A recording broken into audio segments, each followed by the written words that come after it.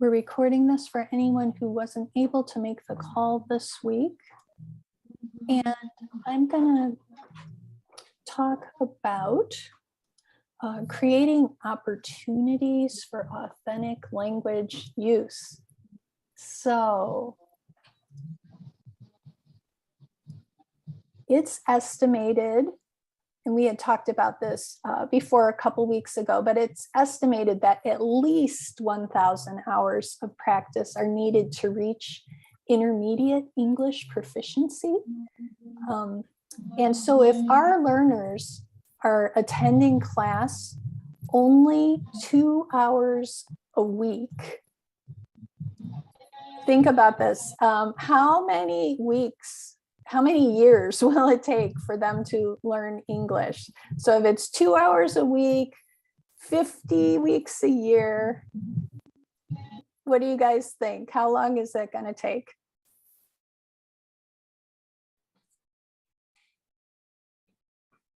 I can say, ma'am. What did you say? Oh, I can, yeah. I can tell you, it is my, opinions. If we give, daily 1 hour, within a 6 month, we can start to learn, a conversation. We can't be perfect. Everyday practice can make us perfect. Exactly. But for 6 months, at least we should learn every day for 1 hour to for English language. Yes, yeah, it is much better to do it every day. Yeah. And I saw Jen had that answer. It would take at least 10 years if you're only doing 2 hours a week. And it actually, probably if you're doing 2 hours a week, it might even take longer because they tend to forget if they're not practicing every day in between. So because of this, we want to compel our learners to speak English outside the class as much as possible. Even if we are meeting every day for an hour or 2 hours or 3 hours, they still need to be working outside of the class. And we also want to make sure that the language we're using inside the class is as helpful as possible, that it's the real kind of language that they're going to use. And I may have shared this story with some of you before, but I'm passionate about this because when I was in junior high school, I think it was 7th grade, I started studying Spanish. And I studied Spanish through 7th grade, 8th grade, and 4 years of high school. And I was taking advanced placement Spanish. And so I studied Spanish for 6 years. And all we ever really did was we conjugated verbs and we took tests. So I got really good at that. I was very good at conjugating verbs. You can tell me any verb in Spanish and I'll go, hablo, hablas, habla, hablamos, hablan. But we never practiced it. We never learned any real language. And so when I got to university, they gave me a placement test to see what my level of English was. And of course, because I was really good at taking tests, I got like a perfect score on that test. And so they put me in a 500 level class, which was a graduate course in Spanish literature for native speakers. So everyone in the class was an exchange student from Spain or Latin America, except me. I was the only American in the class. And the professor talked so fast, and all my classmates talked so fast. And I did not understand anything that was going on during that class. It was so frustrating, and I couldn't believe it because I had studied Spanish for so many years, but I had never had that practice in authentic conversation. So I ended up getting a very bad grade in that class. And because of that, the university would not let me take any more classes because my test score was so high, I couldn't take lower classes. And because I had gotten a bad grade, I couldn't take any higher classes. So that was the end of my Spanish studies until I started working with Spanish speaking people and got to practice it. And then I got pretty good again. So that's part of the reason that I feel so strongly about this. Now, in the classroom, we want to ask our students what kind of situations they communicate in, or they would like to communicate in.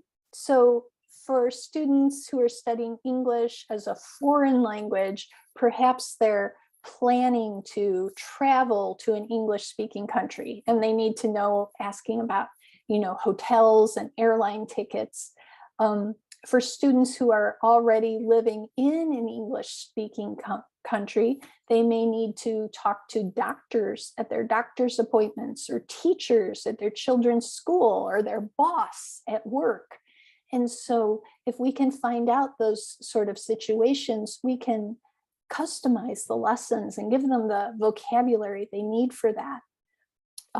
We also want to strive for spontaneous and real conversations whenever possible. So as we are modeling our practice during this course, we're kind of following the slides, and we're following model, repeat, solo, and that's great to get us started. But as soon as students are able to start making real conversations, we want to go with that. Don't worry about interrupting the lesson when your student tells you, oh, I almost had a car accident on the way to class today. Here's what happened. And they want to talk about that in English. That's more important than your grammar lesson for today. So go with those spontaneous conversations and get them talking about real things that are important. We can also use role plays, like sometimes after the Bible story, we'll do a role play and I'll say, okay, I'm the Pharaoh and you're Moses and you tell me to let your people go and I'll say no. And we can kind of get them to ad lib and think about that. We do want to decrease teacher talking time, which is what I'm doing right now. I'm talking too much and I have all of you guys on mute. That is not a good way to be teaching. We want the opposite. We want the students to be talking and the teacher to be quiet more of the time. And also, if we can introduce any practical activities, like here's how to fill out a job application, here's how to make a fruit smoothie. As we go through those steps and just talk about them in English, and they can see the actions and how that language is being used, that's going to be very helpful for them. Can you guys think of any other ways that within your classroom you can make opportunities for authentic language use?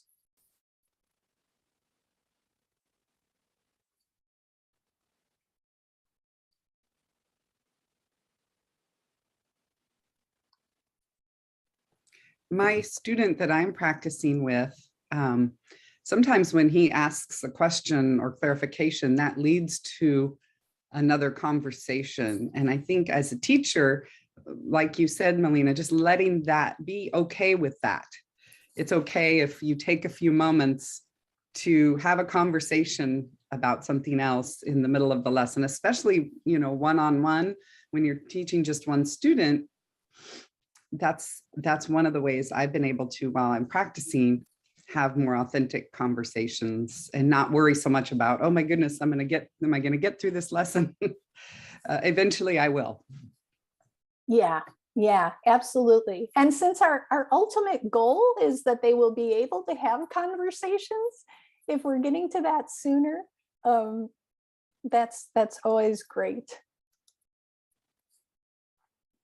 Now, I wanted to give an example of a common role play. So for my students in the United States, one of the scary things they would tell me about is they would feel really nervous when they went to the store and they had to talk to the cashier at the grocery store or whatever store they were checking out, because there would be a lot of words spoken very quickly, and they weren't always sure how to respond. And so often when they would go to check out, the cashier would say, paper or plastic, credit or debit? Do you want a printed receipt? Do you have a rewards card? Would you like to sign up today and save 20%? And they would just be like, what? I want to buy something. Like, they wouldn't even have the language. And so we started practicing this, so at least they could recognize some of these words and know what was expected of them in those situations. Because when the language was coming at them so quickly, it was very stressful and confusing. And so we do things like that. We also do a lot of role plays with like just making phone calls. Phone calls are very difficult in a new language. So these are some ideas that I've had. I give real conversation homework to my students, but because I live in an English-speaking country, it's a little bit easier for them to find English speakers than it might be in the context where you're teaching. One thing we did that was really fun was, because I taught in companies, in manufacturing plants, they often had a suggestion box for employee suggestions. So we would write up suggestions for improvement, and sometimes they could win a $50 prize if the company used their suggestions. So that became a really popular activity. A lot of our students actually made money for writing suggestions to improve things. Other things I would have them do is go out and introduce yourself to 2 of your neighbors on your block. Find out their names and how long they've lived there. Give compliments to 3 people and ask a follow-up question. So it could just be something like, I like your shoes. Where did you buy them? Or, oh, your baby is so cute. How old is he? What's his name? So getting them just to make small talk with people. Asking coworkers what they did last weekend and then share what you did. We could rehearse that ahead of time. I went to a movie. It was very good. What did you do this weekend? So we practice it in class, and then they do it for real outside of class. Talk to a friend about the weather and videotape it or record it. Talk to the librarian about getting a library card or borrowing a laptop, filling out customer surveys. A lot of times you can get a prize or like a discount if you fill out a survey. Going to the shopping mall and have them ask questions and follow directions. So giving them a list of activities to do at the mall. Ask for a free sample of ice cream. Ask if they have these shoes in color red, size 8. Just things like that, getting them to get over their fear of talking to people. Calling businesses or local offices and asking questions. So all of those were real conversation homework that they could do in addition to just the regular routine stuff. So what about you guys in your situations? How can you get your students talking outside of the class to other, hopefully to native English speakers, or just to other people who speak a little English that live near them?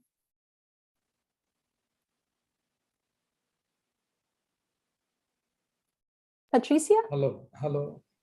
Something came to my mind. We can help them broaden or increase their vocabulary by teaching them some different ways to, for example, to say thank you. So they can say thank you. They can say thanks, or that's okay, no problem.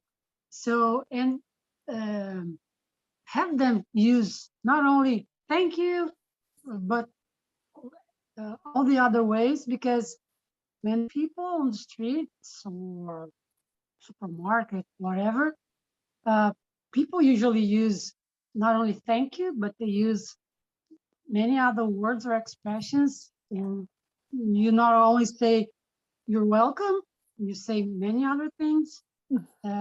I mean, there's a way to help them increase their vocabulary, and then we can have them use them in class and outside the class. So if they usually go to church or whatever, they can bring to class situations, describe something they did the week before, or in the church, work. Describe a situation. It can be something. Mhm. Yeah, that's a great point. And yeah, because they will hear such variations. And that's one of the problems, like when we're just sticking to the script of the conversations that are written in the curriculum, we always say, how are you? I am fine. But in real life, people don't always talk like that. They say, hey, how's it going? What's up? Not much. There's so many options. And so, yes, teaching them those different ways that things can be said. Yeah, and even getting them to do a show and tell can be fun, bringing in something, here's a flower I grew in my garden, and just getting them to talk about that object or a photograph for a few minutes. And I was thinking we could also, for my students who are in a Spanish-speaking country where it's harder to find English speakers, I think, your idea of going to a mall or a business, they could go to a hotel where a lot of international people or English speakers might be. And then my student, we were talking about catching an airplane, and they could go to the airport if they had an airport close by, and maybe talk to people or say and nothing else, at least listen to some of the English. But I think, having conversations or asking questions of people there, that's another way for them to go and hear English being spoken when they're not living in an English speaking country. Yeah. Great. That's a great idea. Yeah. My poor student, to understand catch an airplane, that's one of those phrases like catch an airplane. And we described catching and how you don't really catch an airplane, but what it means is to go get on the airplane. Yeah. There's so many funny things in English, and we don't even think about them till our students ask about it. And then we're like, yeah, that is weird. I don't know why we say that. And So, Pastor Matthew, yeah, did you have one? Actually, my experience, I told to my students, when you go to the market, try to, what you want to buy, try to say in your mind in English. If you do not know the vocabulary, you write down in Punjabi, your own language, then come on to me. I will tell you what is the meaning of that things, what you are thinking. And things, suppose you're going, in Punjabi is thinking, main ja raha hu, I'm going. Try to, remind in your mind, what are you doing? I'm walking. Try to speak in your mind, walking.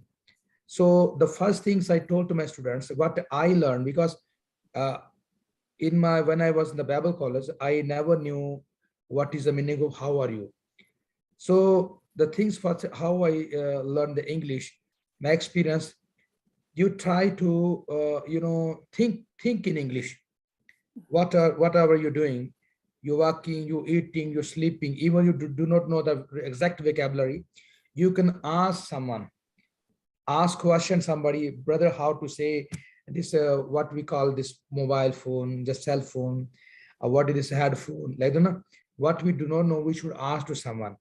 They were just saying in Punjabi, if you don't know anything, you can ask the wall. Wall means somebody standing aside who do not know you can ask them. So two things are there. We have eyes and we have tongue. If we use both of them, we will not fail. We will not fail. Thank you so much. Thank you. Thank you. That's great.